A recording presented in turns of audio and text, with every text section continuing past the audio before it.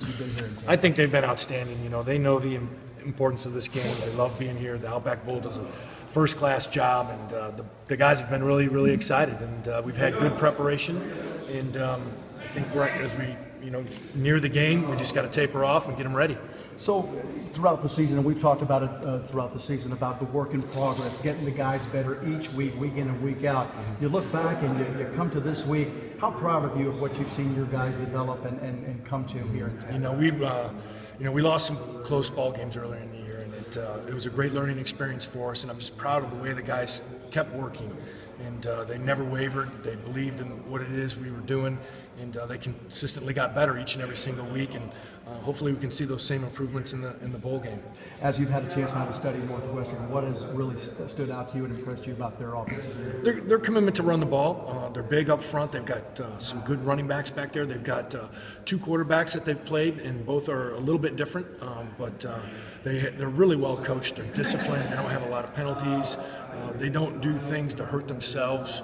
And they're going to be really good on offense. When you started the year and you had the uncertainty at the middle linebacker spot, to get to the point where you are now, feeling so comfortable with Darren out there, how far have you come and how impressed have you been? I'm really proud and pleased with Darren and the fact that he takes such great pride in not only knowing the middle linebacker position, but he's trying to learn the will, what the safeties are doing, where's the defensive end fitting on all these plays, and just has a real hunger for the knowledge of not only his position but the entire defense, and that's what you need. And he has made great progress right from day one, and he takes great pride in being the middle linebacker.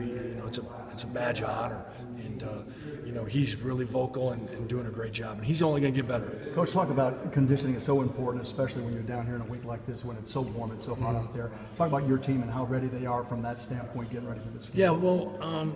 My approach with the guys is, hey, we need to push ourselves in practice, especially early when you get down here, and then obviously you've got to taper off and let them get their legs back and all that. But my emphasis is we can't control the weather, we can't control the humidity. It's the same for both teams, so let's do what we need to do to prepare and then go out and play. John, you guys have enjoyed practicing in the warm weather? Yes, they have. I know several of them have said that they want to move to Tampa. So, yeah. You want to move with it? No, I do not. I want to stay in Knoxville. John, when you guys have played a ton of nickel this year with a power running team like Northwestern, how comfortable are you with the three linebacker set, which you have to play a lot of if you have to play that way? We're gonna have the ability to do both. I'm comfortable with the three linebacker, base personnel grouping. It's all going to be based a lot too on what they're doing.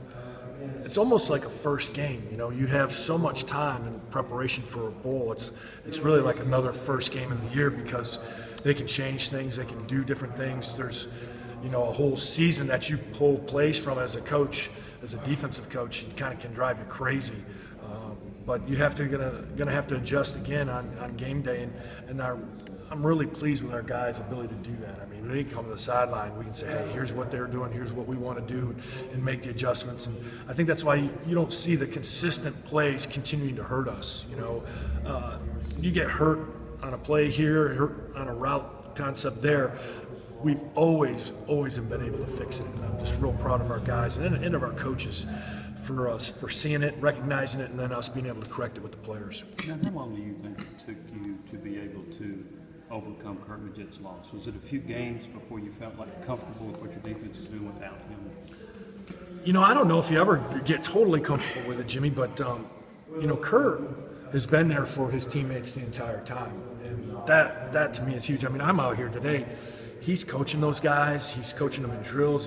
He's coaching them when we're going, against the offense, against our scout teams. I mean, he's been an incredible spirit for those guys, and I know that they respect him, they listen to him, and Kurt's got a lot of influence, a lot of power, and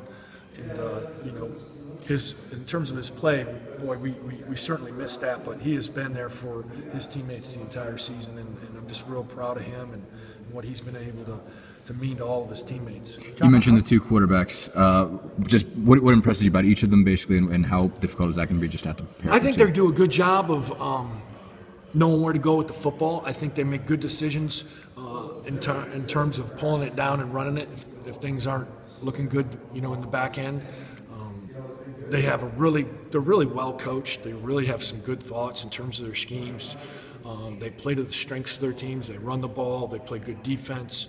And, they're just not a team that beats themselves. And the quarterbacks are a great example of that. They know where to go with the ball. They make good decisions, and they keep the chains moving. John, you mentioned